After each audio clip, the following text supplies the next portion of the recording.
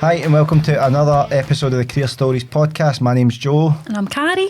We're Careers Advisors for Skills Development Scotland, and this podcast brings you conversations with people in their current job roles. Quite excited by this one today because someone who is definitely better at speaking than us two, I would say definitely on the socials anyway. We are joined by Chris from Keel Joinery. Yep, Thanks for coming. This one's really cool because I think we've spoke to quite a wide range of people in their roles, but for me as a careers advisor in school, joinery is right up there with a very popular potential pathway to move forward. So I'm looking forward to talking. I think I had about 5 people yesterday who want to be joiners, so they'll be tuning into this podcast when it comes out. Awesome.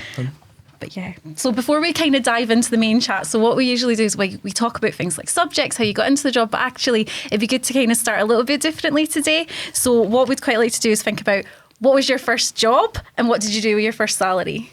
Sound. So my first job is I worked in KFC.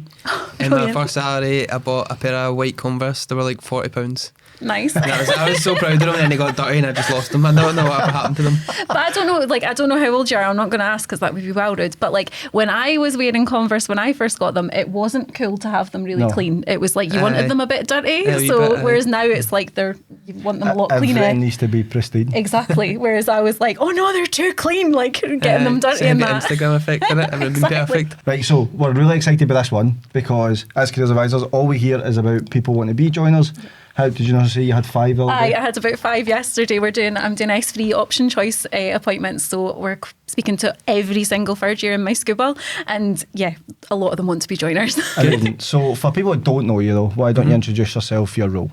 Okay, so my name's Chris, and for the past 8 years, I think it's 9 years, I've been working as a joiner. Started at 19 in City Building in Glasgow, did a 4-year apprenticeship, and after my 4-year apprenticeship, I just decided to leave, take the risk, and go out on my own, and just kind of went for there. And I just did that because I didn't want to get comfortable having the tradesman wage, being the qualified wage, and it just kind of worked out. So for the past 4 or 5 years, I've been running my own business. We do extensions, kitchens, bathrooms, bespoke builds, staircases, you pretty much name it, we do it all. And at the start, when I first left City Building, I started documenting it all on social media, and since then we have grew a YouTube channel, TikToks, we do it all, and it just kind of went for there. Amazing. I love it. So I have quite a lot of people who say to me, I want to be a joiner. Yep. Now, I don't know why joiner's the favourite out of all of the trades sort of things. So when did you know that you wanted to work in construction, and when did you know it's going to be joinery, not bricklaying, roofing, whatever? So I'll be completely honest, I didn't want to be a joiner. I was not handy at all. When I was in school, I just pretty much didn't have I thought I was better than the teachers, wasn't really interested in teachers, what they had to say. Apart from my music teacher, I was the only person that she was sound. So I got on with her and I wanted to be a music teacher, so we did piano lessons at lunch, went to college to do music and stuff like that, and then I realised I had other part-time jobs, and then a lot of my friends started getting apprenticeships, and they started doing homers, and they started making a lot more money, and as they progressed in their careers, I was like, wait, you just made a teacher's salary and doing a couple of homers, I'm going to look into the trades. So I started looking into them. I had no qualifications, I don't even think I've got Nat 5s. I do have some Nat 5s actually, but I just pretty much applied for every apprenticeship going, and the only one I got back to me was City Building. And I went for the interview, and then it was just fate a wee bit, I guess. Aye, definitely. So I think we say that quite a lot actually, is sometimes you don't plan to go into something specific, and then you kind of fall into it, and actually it's the best thing for you. Yep. Yeah, I think especially with it, that's a good point about the apprenticeships. I think we do have people, a lot of times it's to join and they've got it strict in their head. I think it's because in school you've got your practical woodwork, and it's probably the first type of practical, hands-on job you'll do in school or tasks. So then they naturally go, right, joiner. But we're we see it every day, we see the vacancy opportunities, and you've mentioned that you've went on your own, but we know City Building takes on X amount a year, but that's not a lot when you put it in perspective of the opportunity. So it's quite good that you're saying you just kind of looked at everything and went, I'll try that if it comes in. Aye, I applied to be an electrician with Glasgow City Council. I applied for BT Openreach. I was pretty much open-minded to it all. Whatever I got is I just knew I wanted a trade. My brother did an adult apprenticeship. He's a bit older than me. He got an adult apprenticeship at City Building at 24, and that kind of inspired me. I was like, oh wait, apprenticeships are quite good. No one else in our family had trades background in it before that, so it's aye. And then from there, a couple of my pals, they started getting to third year, fourth year, And obviously when you progress in your apprenticeship, you start to get a bit, your wage goes up, you start to get a bit suave, you start doing homers, and then we're getting like nice things. And I was like, do you know what? I'm just going to try it because like this music thing like is cool in that, but I just don't want to be a teacher. I don't think. I think it's one of those things as well. Like lots of people do want to be teachers as well because that's the job that you're most exposed to because you're like shown from like primary school, secondary school, like you're in the system. Exactly. So you see them all the time and you think, oh, I would quite like that. And especially if you like a subject, it can be automatic to go, well, I like that subject. I'll teach it. What was it about, see, when you applied for city building?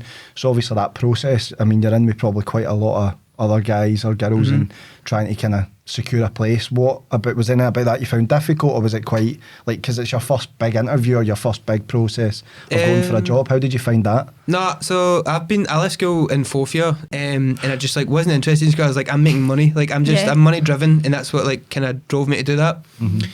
So like going from that, and then I also had various other jobs and stuff. So like having an interview process and stuff, I kind of had adjusted it a wee bit. So like I could kind of like, I was 19, I was like an older, kind of not late to the game, but like definitely had a better advantage over people that were still in school, did 5th and 6th year. I had more life more life skills and experience. Definitely. So I left KFC. I actually went to college and did mechanics for a bit. Like I lasted like 2 months and patched it. I was like, this is boring. Didn't like it. But I got an apprenticeship. I actually misunderstood what the apprenticeship was altogether. It was like a partsman apprenticeship. It was like working in a warehouse, but I thought it was like fixing parts. So like I did that, patched that, and then I was delivering cars at 18, like all over the country. I actually did home care for a bit, which I really enjoyed. Like I was like just going in, giving old people their medicine, like heating up their microwave dinners and stuff. Again, I was 18, who let an 18-year-old do that? But it was a bit mental. And then I had literally had like so many various jobs, and then just started applying for apprenticeship. So I think for like all that actual life experience and not being in school made me a bit more switched on for the interviews, and probably helped me in a good bit. They kind of seen me as a more mature apprentice. Yeah, I think it is that sort of, you know, those life skills, and you go into these different jobs and the breadth of jobs that you've had, and kind of, I think, being able to recognise, right, I like that about this job, but I don't like this, and then you kind of put that all together into the one that you actually like. So that's pretty cool, actually. Honestly, I've even worked in B&Q for a bit as well. Like I had like so many like various jobs, like at college, uni and stuff, and that's what I kind of seen was why I wanted an apprenticeship and wanted to go down that, because I wanted stability of having like the Monday to Friday, because if you're at college, uni, whatever, you're at college maybe a day here, a day there, and then you're trying to manage fitting in your work round about it. And I was like, I just want to go to work. Like I don't want to like learn that. I want to make money. Like I want to get on it. It's a good point, and maybe like, you know, a lot of schools are starting to adapt with more kind of work experience, more like vocational options in school to try and help people where they know that maybe academia isn't for you, and actually getting valuable work experience is key, but you've had to sadly do it on your own and get that through your own life experience. But I would agree, like I'm a massive advocate for turning 16, go and get a job. Like stop being like protected and go and see what it's like and put yourself in situations. But the big thing for me though isn't just the fact that you went and did city building and then went on your own. You decided to tell everybody about it and showcase it through your social media, which like it is amazing. Like it is hilarious. Like it is good, which I would be stressed trying to do a job in time, never mind figuring out how can I make it look good. So talk through that. How did that become like the natural thing to think about when you were switching at your own business? Again, I'm probably like going to waffle here, but like I think you need more of a backstory to just give you a one word answer. So when I was like 18, 19, actually 18, I never really had the best home life either. So like I moved out at 18. I was like moved to my nana for a year after living with my mum, and that just wasn't working. And then after that I got my own council house as well. And again, that's what then drove me to get like more structure in my life, because I was on my own. So when I was doing my apprenticeship, driven me money as in the fact that like I wanted to make something myself. Like I'm quite a switched on, and I think I was quite a switched on individual, quite smart, and I wanted to go out and start doing homers. But like I was literally like so young, baby face, like so I wanted to show people what I was learning in work and what I was actually able to do outside of work, and what I could promote to like the neighbours down the street. I could build fences, and so I just literally picked the simplest thing that I was doing, and what literally was fences. And then I started kind of posting that on social media, and then I started exploring social media a bit more, and then I got inspired by someone in New Zealand. Actually, his name's Scott Brown Carpentry. He's quite a big YouTuber now, but at the time he just started his channel kind of the same time as I started my apprenticeship and stuff. So like I started watching his YouTube channel, and then at the time social media wasn't big, there wasn't even TikTok or anything, and I kind of just started copying what he was doing, and I kind of started to come round more to joinery, because like I said at the time I hated it. Like I was like hated getting my hands dirty, wasn't interested, wanted to like just play music, mess about with my pals, whatever. So I started copying what he was doing on social media, posting it on Instagram, and the whole aim of it was to get customers and to show I'm not just this daft 20-year-old, 19-year-old like wee guy that's messing about. Like I can actually make a difference in your home. And then obviously TikTok came, COVID came. Everyone was locked down, and then by that time I was out the council house, managed to, during my apprenticeship, with the money that I made from doing the homers, bought my own house, worked up, again started doing more homers, started doing kitchens, bathrooms, and it just kind of grew. And the more that we started documenting online, the more and more customers and people got involved in the projects that I was doing. Do you know what I mean? So like people really love a series. So like we're doing, we're renovating this person's house, we're going to do it step 1, step 2, step 3. People started to invest in that, but at the time I was never thinking, I want to make it on social media, I want to do social media. Social media just kind of happened. What I wanted to do was show I'm really good at my job, I'm really passionate about it, let me do work in your house and I'll do a good job at it. But then obviously it's grew into this thing where people are interested in. And you're not having to do as much work, you're doing the influencer side of it as well. It's kind of half and half of the business now, but it is good because like kids are like, I'll make it on social media, I'll be the next Alex Hero and stuff like that. There's actually more work involved in social media than being a joiner, like dealing with brands, like filming the content. Like I know that's probably like quite a thing to say, like it looks easy, but it's actually so hard. Like it's probably more effort, more hours.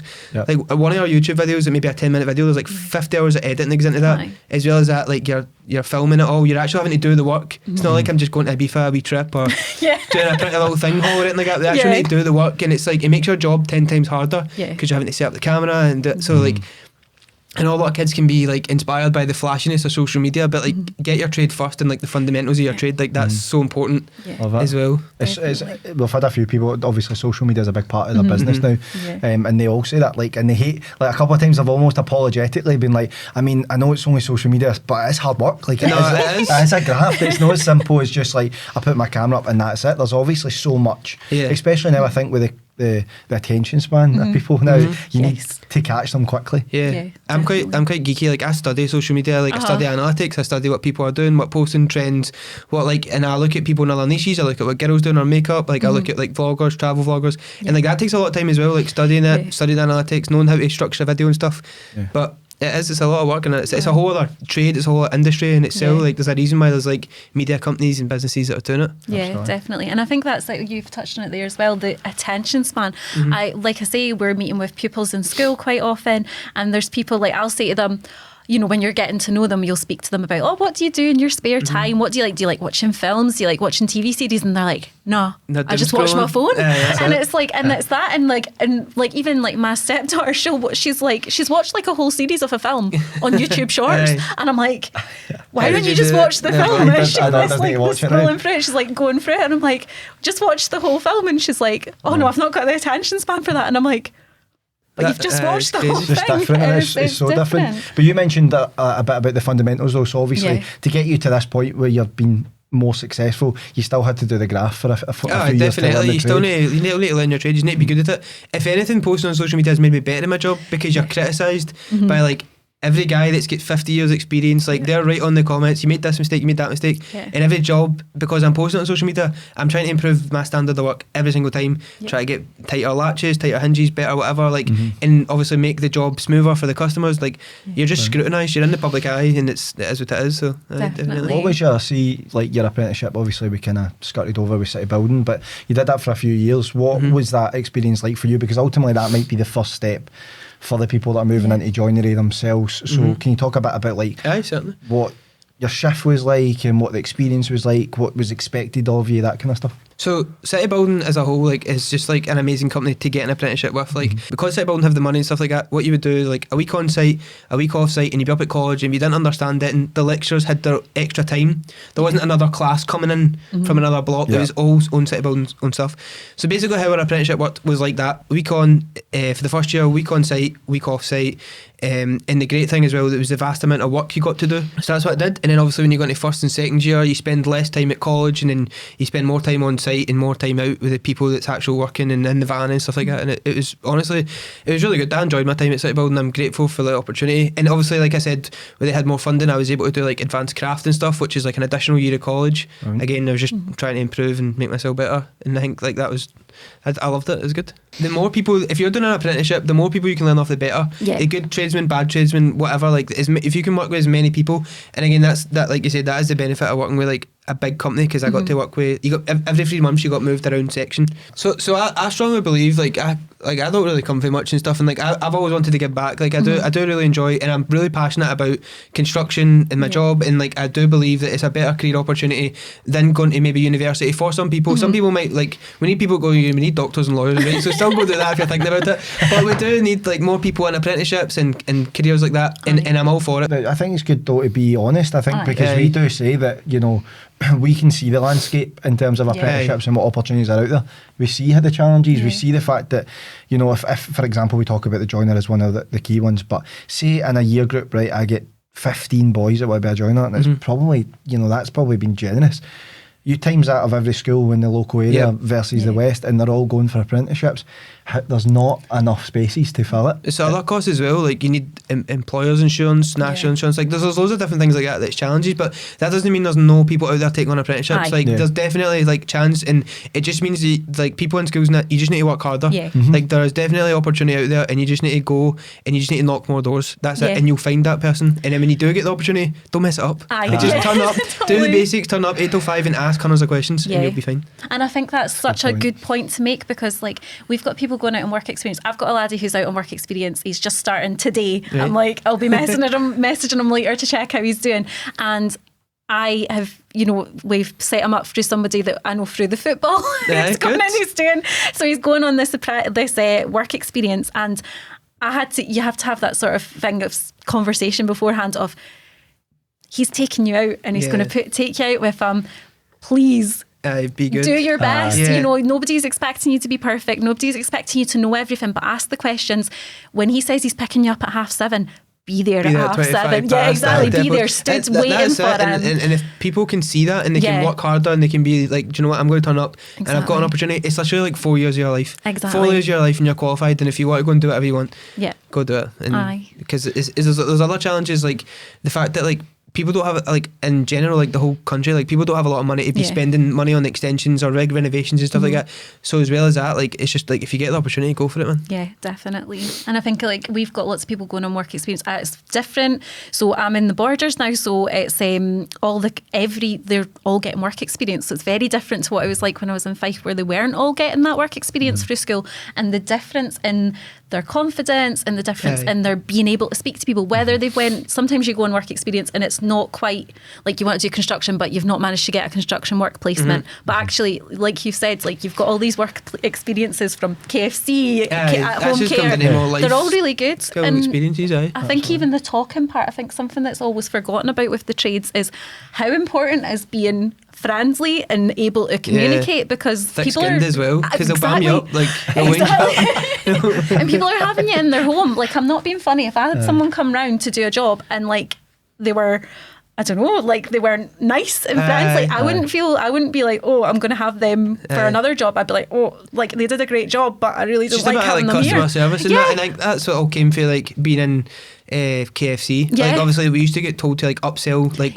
hot wings and stuff like that, and upsell like stuff, and then obviously like my diverse crazy career of working B&Q and working with older people doing home care and stuff like that, so like I got to speak to like a vast amount of people, and like I definitely think for young people, like you need to get yourself out there into the big bad world, away from your mums and dads and stuff. And we say this all the time, like life experience and getting yourself out there, and like you say, when opportunities come, like taking the chance and like getting up in time and doing the things. I think that's the problem I've noticed a few times when I'm saying to people, have you applied for it yet? No, my mum's been looking online. We get it all the time. Like unfortunately we just can't take on our apprenticeship, and our business like direction changed anyway into like doing half and half social media and half of construction, and we still get it this day. Hi, are you looking for anybody? My boy's looking for a job, and I'm like, I don't want to speak to you, like beat it, like I stopped phoning me, like stop getting your mums and dads to phone me, like you just need to like have a bit of like confidence and like pick up the phone yourself, and you might get told no, and like that is the worst thing that's going to happen to you, and you go, oh well, I'm going to phone the next guy, and that's it. Like the world's not going to swallow you up. Like you say, sometimes taking opportunity, some people might go out as a labourer and get like a little bit of money here or there, and then they're like, right, do you want to learn this on the side, and before you know it, that's what I was going to say. Like so many people I know, like one of the apprentices we were going to take on, we were literally doing a job for his dad, and the boy was like, can I come help you build the fence? And I was like, I sound so, like just having a bit of initiative to phone them up and be like, you're looking for an apprenticeship, and if they say no, be like, well, do you want Hannah, work for free? Like people aren't willing to sacrifice their own time and like give up something because they're like, I don't know, we're kind of an entitled generation. Sorry if that insulted you, but like people are so entitled and stuff like that. So like you need to kind of have like a bit of like, you know what, I'm gonna go and do this selfless act for free because I'm going to then still learn from it, if that makes sense. Like, and even if that is going and sweeten the floor for like a random guy in the street or something like that, and like for a couple of days a week, that life experience is more valuable than getting 50 quid at the end of your shift, I would say anyway. No, I completely agree. I love it, because when we see people in school, like they're not trying in school because they hate school, but sometimes they struggle to get out of that mentality of when the next opportunity comes, they kind of give up on that as well, or they don't try the same way because they're thinking, oh well, this is hard, but ultimately that gets you out of the situation that you're in that you don't enjoy. So I think it's just having an open mind and seeing you're getting more than money. I mean, I'm probably like my own like worst nightmare because like I left school because I wasn't getting EMA. I was getting that to everybody. I was like, nah.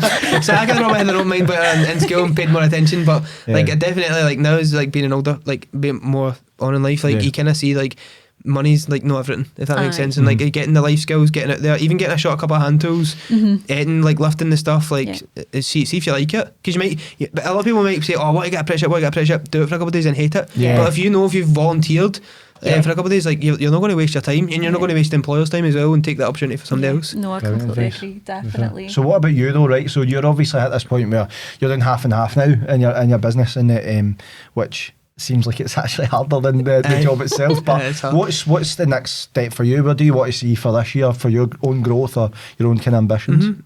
So I want to keep like what we're doing like in the construction side of things. Like I'm happy, like we've got a big renovation coming up, we've got like extensions coming up throughout the year, like I'm happy with that. I'm happy keeping it kind of small. I've got my team that I use, I've got the plumbers, the electricians that I use, got the labourers that I use, and I'm happy with that. That's just ticking over. But for social media, like I just want to keep growing into what we're doing. I want to do more videos on YouTube, like, and it's just fun. We want more collabs with people all over the country, all over the world. I mean, I've been to America with social media, I've been to Rome, like going to Rome in a couple of weeks, been to Monaco. So like it's cool, you get like amazing opportunities, and it's like but it's for work, like, and it's awesome, and I just want to keep giving back. Like I want to, a lot of my content I make, I do in a way that people are learning and they're getting to see the trade, and like I've had people message me like, oh, like not people that are interested in trade, but even people that like, oh, I've got my first home, I never had much money to do this, do that, and I actually was able to hang a door because your videos, like that's like what valuable. And when I go to a lot of the trade shows as well, like I get kids coming up to me, some with learning disabilities, and they find enjoyment and pleasure in watching like the process of like the videos. So I just want to keep doing that, and inspiring as many kids as I can into the apprenticeships is like as much as possible, and keep growing the brand. And like kind of what I'm behind is like hard work, like, and just kind of getting that out there, you know. I just hope though that my wife doesn't watch this, because if she goes, well, Chris has got hundreds of videos for you to go and do stuff in the house, because I'm like, I'll just pay somebody. And she's like, but it would save us a fortune. I'm like, but these people need the money for jobs, so I'll bring them in. They'll do it better, and I'll not have to get it fixed. I don't know, I think like being like a tradesperson, a wee bit of DIY should be conscription in schools. Like, like you should maybe teach people like how to change a light bulb and stuff, how to wire a plug. Like 100%. All these skills are like so good to like actual learn, and if I can get that across in my videos and people can give it a go, then that's a goal. Well, that's you know, have you seen like the TikTok thing where like a girl will go somewhere in her house with a drill and start like buzzing it until her partner hears? I've done that, and like literally this straight away you're like, what are you doing? He's running up the stairs. Like, what are you doing with that drill? I'd be the opposite. I'd be like, well, somebody needed to get it done. So doesn't always need to be us. I'm not very trustworthy with a drill, I don't think. No, so yeah. I would be. With like obviously you're doing both parts of the job and everything. So like from either, like what would you say? Like what's the best things? What's the worst things? Either or from whichever job. Honestly, like I think like I'm quite lucky and like blessed in life that I found two things that like I love and I can combine them. Like I genuinely like really love construction. I love making things. I love changing people's homes and like doing all the stuff that I do. And I genuinely love making videos. Like it's fun. Like it's another passion. Like I'm quite geeky about cameras and stuff, and like I'm quite into all that stuff. So like I've kind of been able to combine both passions into the one thing, and I think that's pretty cool. And also like I really like enjoy like entrepreneurship and like making businesses and like doing some merch and stuff like that. But there's all like a message behind it, and it's like being able to combine all that and like make money from the videos and make money from construction. Like I think that's probably the best thing. Amazing. The worst thing is it's hard. Like it's like it's long hours, and maybe we've sacrificed like a lot in the past to get to where we are, and there's still sacrifice like all the time. Like literally like this week on Tuesday we were out of the house for like 6 a.m. to 9 p.m, and like that's like a full day. Like it doesn't happen often, but some days they happen, and you just you take the good with the bad. You need to get in and wear it. definitely. And I think that's something that, like, it kind of comes down to that no pain, no gain, or like, or that's it. short-term pain, long-term gain, almost. Delayed gratification as well. And stuff like that, Definitely. And I think that's like, even when we're speaking to pupils in school, when they've got exams coming up and they're like, oh, I can't be bothered studying and things like that, you're like, short-term pain, long-term gain. When you get the results, you'll be happy about exactly. it. So so it sounds like mostly good things. Yeah, it's good. More than the bad sort of thing. Definitely. But everything has bad, and I think we say that to people all the time. Even if you're in your absolute dream job, there'll be days that you can't be bothered. So every days like we've had like things like in the media side, like hard drives are broken, we've lost footage and stuff like that, and then like days like where customers are being difficult or things like working in old houses in Glasgow and stuff like that can be rough. But again, there's good to the bad. Aye, definitely. I can imagine what in old houses, the electricity and stuff that's in some Tenants, really man. old, Pull them out. My vote is pull them all down and build again. Rebuild the city. I know. Do you know, I was thinking that, like, from a trades perspective, I've seen what they like and it looks terrible, but from the outside they look great. I know, like, they old look buildings, lovely, like, yeah. but inside it's like We want to keep this because somebody built it in the 1800s. I don't care. Pull it down. You've got mould everywhere, mate. There's wood lice everywhere. Just pull it down.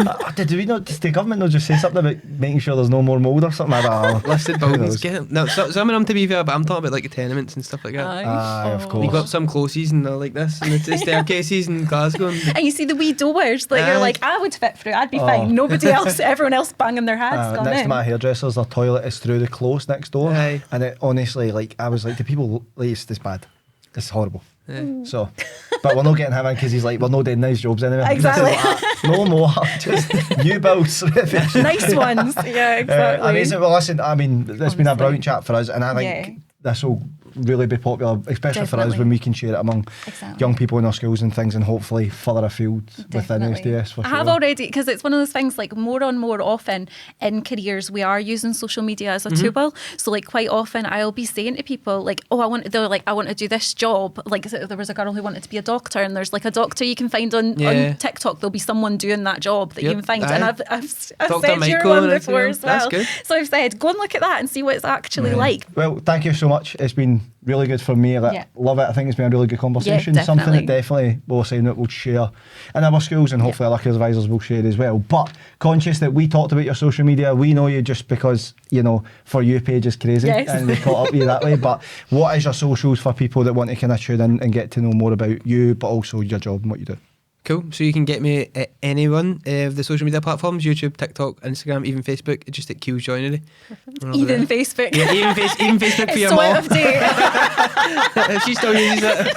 Well, there. Don't worry. It's so And your true. granny as well. It's so true now, isn't it? If your granny's on Facebook, she can come Oh, over and I like love us. it. It's so funny. I remember first opening a Facebook page and then never like. And then your mum adds you and you're like, it's ruined. Oh, No, brilliant. you can get us over there. And whatever Awesome. career you do, just make sure you work hard. Love it. Exactly. Yeah. Perfect. Well, thank you so No much. problem. And we'll be with you again soon. We've got some amazing guests coming up, and we'll look forward to seeing you. See you then. If you're interested in learning more about apprenticeships, then please check out apprenticeships.scot for more information.